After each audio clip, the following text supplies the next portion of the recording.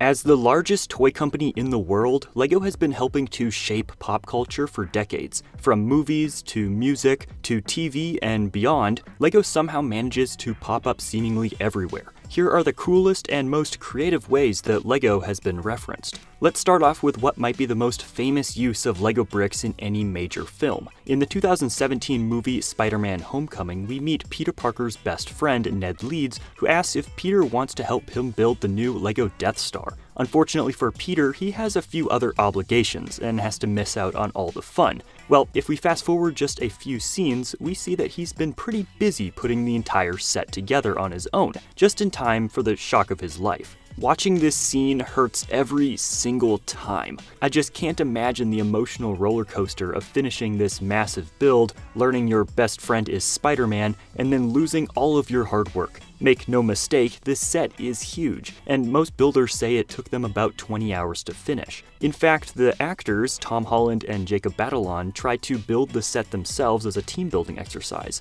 However, it seems that this was a bit too much for our heroes, with Tom Holland saying in an interview, "We tried, we got like 10 pages into the instructions, and then we were like, this is really difficult." His co-star chimed in to echo that by saying, "Yeah, there's a lot of pieces, bless the people who actually did it." Well, the people who actually did it turned out to be the film's props department, who had to put together a whopping 7 of these massive sets. If that seems excessive, it's worth pointing out that they wound up using all 7 copies, and only managed to get the shot on the final take since Ned kept dropping the set too early. But just as Ned shattered this set, you can shatter your opponents in War Thunder, today's sponsor. War Thunder is a free-to-play military multiplayer action game that lets you control tanks, jets, helicopters, and warships in epic battles across iconic locations worldwide. The scale of the game is insane, with everything from legendary vehicles of the mid-20th century to experimental prototypes and modern combat vehicles. And my favorite part? You can fully customize your vehicles with unique skins, decals, and upgrades to suit your strategy and playstyle. What sets War Thunder apart is its constant freshness. The graphics, realistic physics, and immersive sound design make you feel like you're part of a dynamic military blockbuster, except you're the one in control. The latest update, Hornet Sting, is a game changer. The FA-18 and Su-30 jets bring modern air combat to the skies, while naval battles have been revamped for faster, more intense action,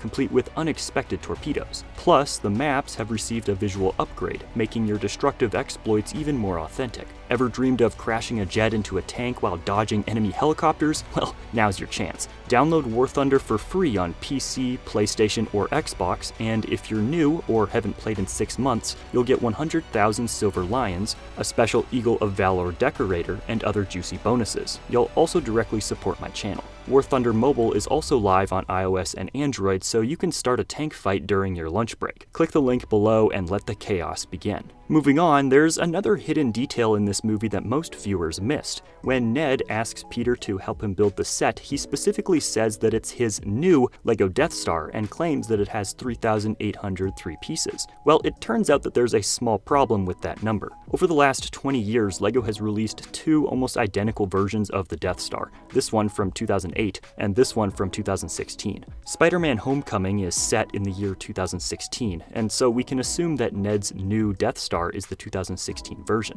However, as I mentioned, Ned states that his set has 3,803 parts, meaning that he must be referencing the 2008 version, since the 2016 version actually comes with 4,016 parts. However, interestingly enough, the Palpatine minifigure that he shows off is very clearly the one included in the 2016 release. Granted, this piece count number is perhaps the smallest possible mistake in an otherwise great scene from a fantastic movie, but I thought it was funny enough to be worth a quick mention here. Regardless, this is hardly the only time that our favorite web slinger has referenced LEGO.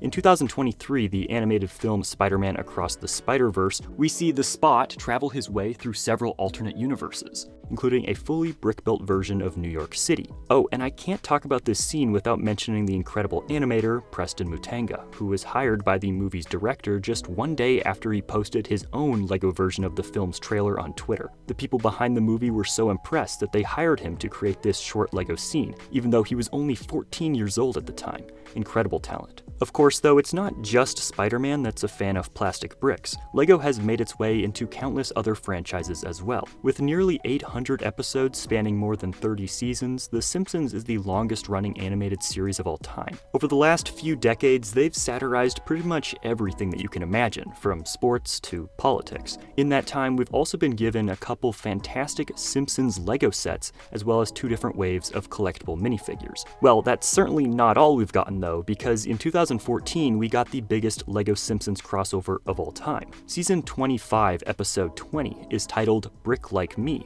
and features some of the most ambitious animation that the show has ever used. Not only was everything rendered to look like Lego, but the entire episode is packed with enough Easter eggs and references to make an entire video out of it. But I'll just mention a few of my absolute favorites here. One of the funniest bits that happens early on is when the family is eating breakfast, and we get a shot of Maggie, who, unlike the rest of the family, is a massive Duplo figure. In the very next scene, we see Homer driving along, passing businesses like H&R Brick, the first brick of Springfield, and Bricks, Block, and Beyond. This entire episode is full of these little background gags, and eagle-eyed viewers can spot something like this in almost every scene. Everything is brickified. A short while later, the episode cuts to Springfield Elementary, and we can catch a quick glimpse of this fantastic anatomy of a minifigure poster. This occurs as Bart accidentally demolishes the entire school. No worries, he'll just have to rebuild it brick by brick. One great detail here is that the set Bart gets is rated for ages 12 and up, even though his character is only 10 years old. When Bart comments on this, Principal Skinner replies, quote, "The age listings are conservative." Literally all of this happens in just the first 3 minutes of the episode. Seriously, this entire thing is just jam-packed, and I don't want to go through the entire episode scene by scene, so let's just rapid fire through a few more of the best references. The comic book guy calls Homer an amphop, which he says stands for adult male fan of princesses. This is obviously a direct reference to the term AFOL, which stands for adult fan of Lego. The iconic Quickie Mart has been renamed Bricky Mart. The Love Testers at Moe's Tavern has options like gray 1x1, yellow 4x2 flat, and red 8x2 with slanty part and hinge, which is a funny way of listing how regular people will describe different Lego pieces. Also, Principal Skinner's office has been turned into a haunted forest, featuring several classic glow-in-the-dark ghost minifigures. Then there's this scene at the Church of Springfield where we see a brick separator on the main altar, and we even get to see this legendary wooden duck in a stained glass window, which you may know is famous for being one of the first Lego products ever, back when Lego made wooden toys instead of plastic bricks. According to the show's executive producer at the time, Matt Selman, this episode took a full 2 years to complete from start to finish, which is twice as long as a normal episode. While part of that was the technical challenge in creating Springfield out of virtual bricks, there was also a lot of back and forth between the Simpsons producers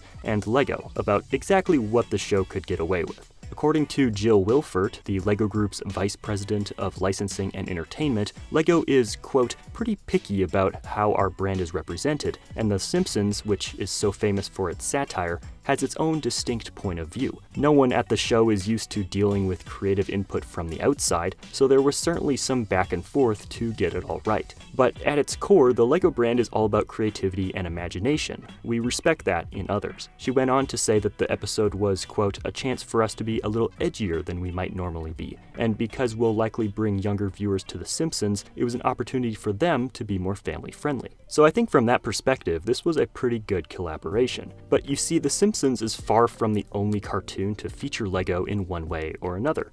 Another one of the longest-running cartoons of all time is Family Guy, with more than 20 seasons and over 400 episodes. In that time, they've done full-on parodies of countless pop culture establishments, and, unsurprisingly, they've even managed to squeeze in a few Lego gags over the years. In the 11th episode of Season 5, we get this very quick shot of Peter playing with some random Lego bricks and commenting about how they're so much better than Mega Bloks. Several years later, in Season 17, Episode 18, titled Throw It Away, Lois snatches Chris's and Meg's hats, and we learn that they're actually Lego minifigures. While Lego references in Family Guy might be pretty uncommon, the show's creator, Seth MacFarlane, has another series where Lego seems to pop up over and over again. American Dad has been churning out episodes since 2005, and over the course of their 19 seasons, the Smith family have had several run-ins with our favorite plastic bricks. One of the best references in the show comes in Season 13, Episode 10. After an accident, Stan finds himself in a coma and wakes up a few days later. Confused and disoriented, he begins asking questions about what he missed, including, is it the future? Did we make it to Mars? And, my favorite, are Legos affordable again? Are Legos affordable again? Not quite. Another great reference appeared a few years earlier in Season 10, Episode 6, titled Independent Movie. Steve and his friends are entering the Tri-Country Lego competition, and their entry is a little unorthodox. It seems that they've built 4 unique versions of actor and director Ron Howard. While this is admittedly a pretty outdated reference, the way it's delivered gets a laugh out of me every time, especially since Barry doesn't even know who Ron Howard is. It's not all TV and movies that have used Lego in one way or another though, because back in 2001, the White Stripes were still largely unknown until they released their first big hit, Fell in Love with a Girl. The song was an instant success, with the music video playing a major role in the band's growing popularity. While it might not have been as flashy or detailed as something like the scene from Across the Spider-Verse, the fact that it was mostly created frame by frame using only standard Lego bricks in only a handful of basic colors honestly makes this final result quite impressive. Overall, it took the team 2 months to create this video, and the results launched the band to stardom.